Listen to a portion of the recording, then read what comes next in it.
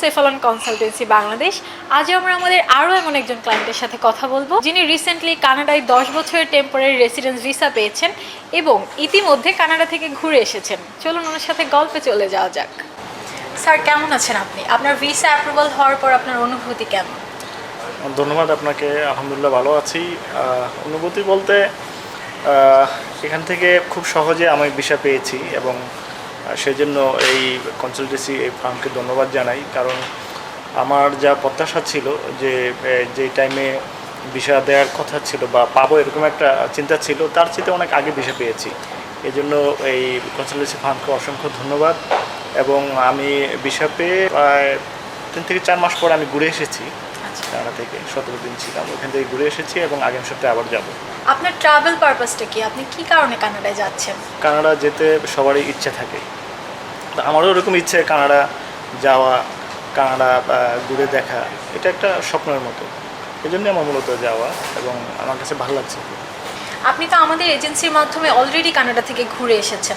আপনার কেমন লেগেছে কানাডায় গিয়ে? আপনি কি মানুষকে রিকমেন্ড করবেন যে কানাডায় গিয়ে ঘুরে আসেন? হ্যাঁ, অবশ্যই।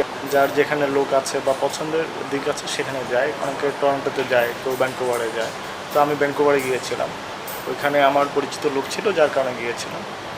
তো ভ্যানকুভারে মূলত অত্যন্ত সুন্দর শহর, ওইখানে খুব গুছানো এবং কানাডার মধ্যে যারা কানাডিয়ান বয়স্ক লোকজন ভ্যানকুভারে বিশেষ করে থাকে, ওখানে রেসিডেন্সিয়াল খুব সুন্দর। আর বিশেষ করে ওখানে আমরা যেহেতু শীতপ্রবণ মানুষ না, সেক্ষেত্রে ভ্যানকুভারে একটু শীত কম, মানে ঠান্ডা কম। সেখানে আমি যখন গিয়েছিলাম তখন 10 এবং 15 এরকম ছিল আর কি টেম্পারেচার।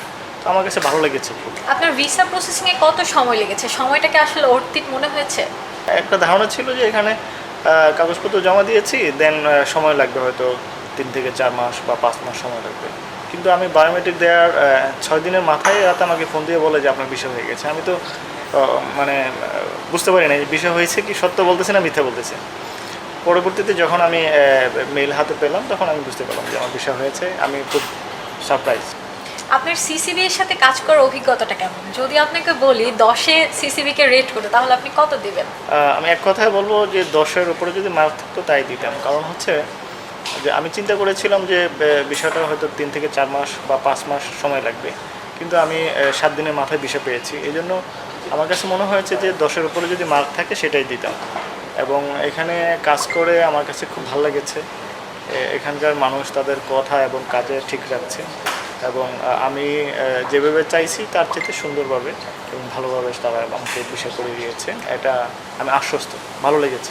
ধন্যবাদ সেফালনকে, যারা আমাকে সুন্দর এবং খুব সহজেই ভিসা পাইয়ে দিয়েছেন, সেজন্য অসংখ্য অসংখ্য ধন্যবাদ। এবং এই সেফালনের যারা কর্মচারী আছে সবাইকে অসংখ্য ধন্যবাদ। এবং আমি চাই যারা কানাডা যেতে চান বা যেতে আগ্রহী, ঘুরে আসতে চান, তারা চাইলে নির্দ্বিধায় এখানে অ্যাপ্লাই করতে পারেন। নিঃসন্দেহে তারা অত্যন্ত ভালো মানুষ, আপনাদেরকে সহজে ভিসা পাইয়ে দেওয়ার ব্যবস্থা করে দেবেন। ধন্যবাদ সবাইকে। দর্শক, আজকের মতো এইটুকুই। আপনারাও কাজ করতে পারেন নিজেদের স্বপ্ন পূরণের জন্য সেফালন কনসালটেন্সির সাথে। সেই শুভকামনায় বিদায় নিচ্ছি, আবারও দেখা হবে।